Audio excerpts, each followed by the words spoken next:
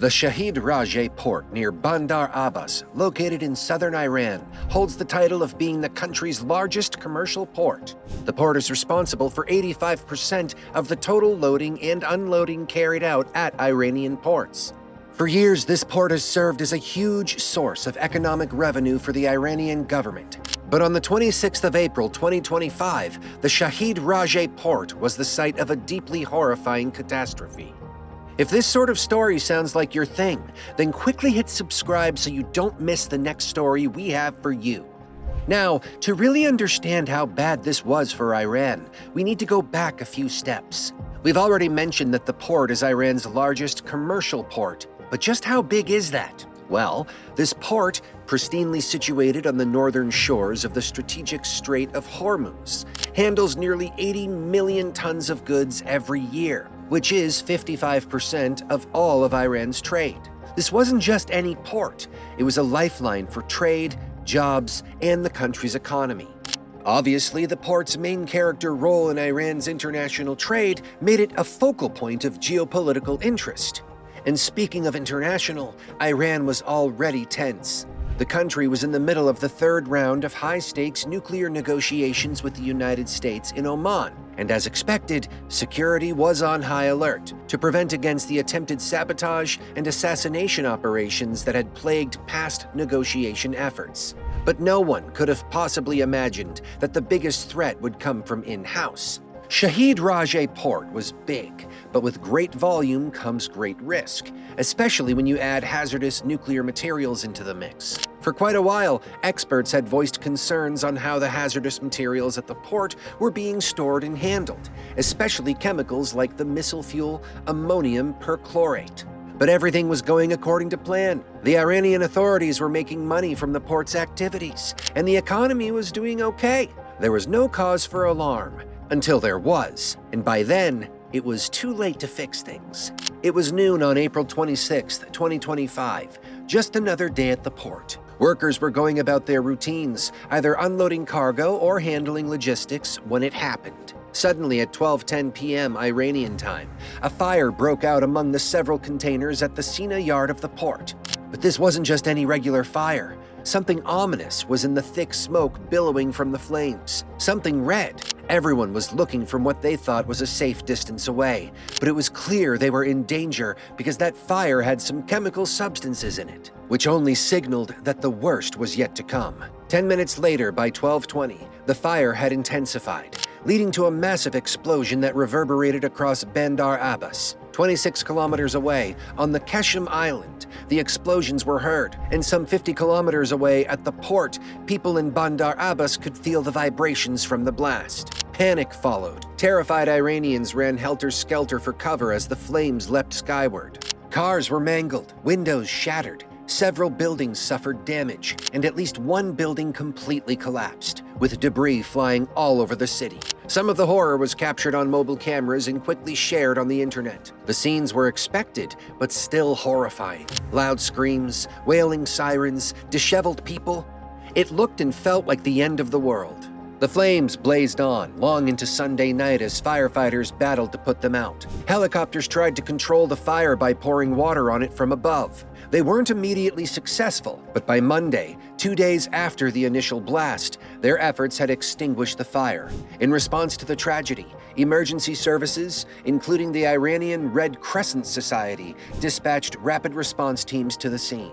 Russia, an ally of Iran, assisted by sending a firefighting aircraft, along with firefighting personnel to help contain the fire. Injured individuals were evacuated and transported to nearby medical facilities, but some of them had to be taken as far as Shiraz. Port operations were also temporarily suspended to help facilitate emergency response activities.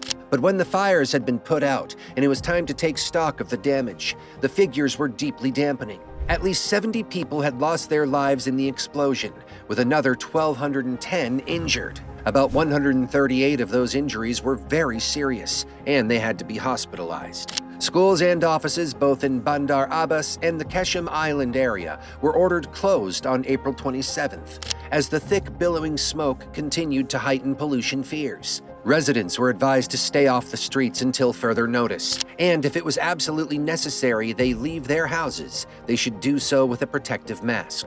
The governor of the Hormozgan province, Mohammed Ashuri, declared 3 days of mourning for the victims, with the rest of the country observing a national day of mourning, which was declared on the 28th of April.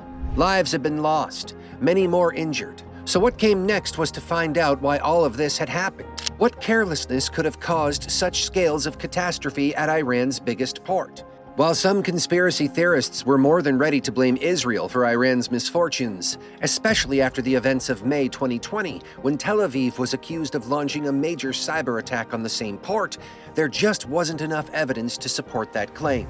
Yes, Israel's actions those 5 years ago might have caused transport chaos for days after crashing the facility's computer system, and this latest disaster had happened at a very convenient time for Iran's enemies, as they were in the middle of nuclear talks. But those were just rumors, and people had died this time. Propaganda or not, Iranians and the rest of the world needed something more tangible to hold on to. So Iranian authorities launched an investigation into the cause of the explosion. Preliminary assessments suggested that negligence in handling flammable materials may have contributed to the incident. The National Iranian Oil Refining and Distribution Company quickly came out to state that the explosion was not related to its infrastructure, including refineries, fuel tanks, distribution complexes, or oil pipelines. Instead, initial reports linked the cause of the fire to a familiar culprit, chemicals. However, they didn't say which. The Iranian government's crisis management organization claimed the explosions were likely triggered by hazardous goods and chemical materials stored in the port. However, one Israeli analyst, Ronen Solomon, compared the blast to the 2020 Beirut explosion. That particular explosion had been triggered by the ignition of 2,750 tons of ammonium nitrate. Needless to say, the carnage that followed was utterly devastating. The explosion, which occurred on the 4th of August 2020 at the Beirut port in Lebanon, did a staggering amount of environmental damage to the surrounding area. But even more horrifying was the way it affected the residents living in Beirut at the time. More than 220 people died, with 76,000 more falling injured, and some 300,000 others left displaced as a result of the disaster. This draws on an interesting parallel. According to the analyst, the explosion's features were somewhat consistent with an ignition and explosion of sodium perchlorate, which is often used to make rocket fuel, or ammonium nitrate, which is used as fertilizer. Now, for a while, Iran has received missile fuel ingredients from its allies. In 2023, the country's authorities were in talks with allies, Russia and China, to purchase ammonium perchlorate, a powerful oxidizer used in solid rocket propellants. In March of 2025, those talks proved fruitful, as Iran received a shipment of ammonium perchlorate, a common missile fuel component from China. The shipment came after Iran's own supply of ammonium perchlorate had run low, following their attacks on Israel in October last year. Tehran had fired nearly 200 millions at cities in the center and south of Israel, with dozens of them being ballistic missiles. Such a large-scale offensive would mean Iran would need to restock, which they did.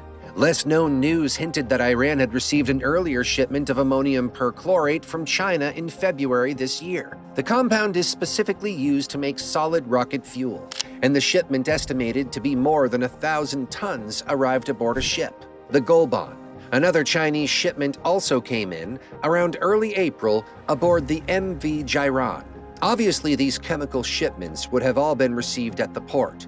The issue is, if such materials were to be stored at the port, then they most certainly should have been insured with strict safety protocols. However, in light of the explosion, it appears those protocols were ignored, or just weren't stringent enough. A statement from Iran's crisis management organization did agree that the explosion was caused by chemicals within containers at the port. So now we have inadequate storage practices to blame. Negligence also played a role in this disaster, because the storage of these dangerous compounds were questionable. They were kept in very close proximity, most likely without proper labeling, spacing, or ventilation. From all the available information, a possible plot can be deduced. Iran had received hazardous chemical material, which was improperly stored at the port. It is most likely that on the 26th of April, there was an unsafe discharge at the port, which caused the explosion and ignition of the chemicals stored at the port. And from the orange-brown smoke, we could decide that those chemicals were the sodium and perchlorate they had gathered from allies. Delays in emergency response worsened things, and the strong winds made the firefighters' job a lot harder. We are left with the final question: could any of this have been prevented? And we're left with the looming answer: yes. Yes, weather conditions might have made things difficult for firefighters, but the initial fire wasn't a work of nature. The explosions happened as a result of human negligence and systemic flaws. Had more attention been paid to the chemical storage and proper storage protocols followed, the fire might have never happened, or at least not have been that bad. Hazardous chemicals shouldn't have been stored near each other no matter what, and their containers should have been properly labeled, with regular safety inspections around the port. Unfortunately, none of this was done, and innocent people paid the price for a sect's negligence. The worst of the horrors are already over, but with the amount of damage and loss of life that's been suffered, one can only wish that the Shahid Rajeh Port authorities had paid more attention to safeguarding the rest of the country from the hazardous chemicals they were storing. But what did you think of all of that? Let us know in the comments, and do like this video, and don't forget to share with your friends.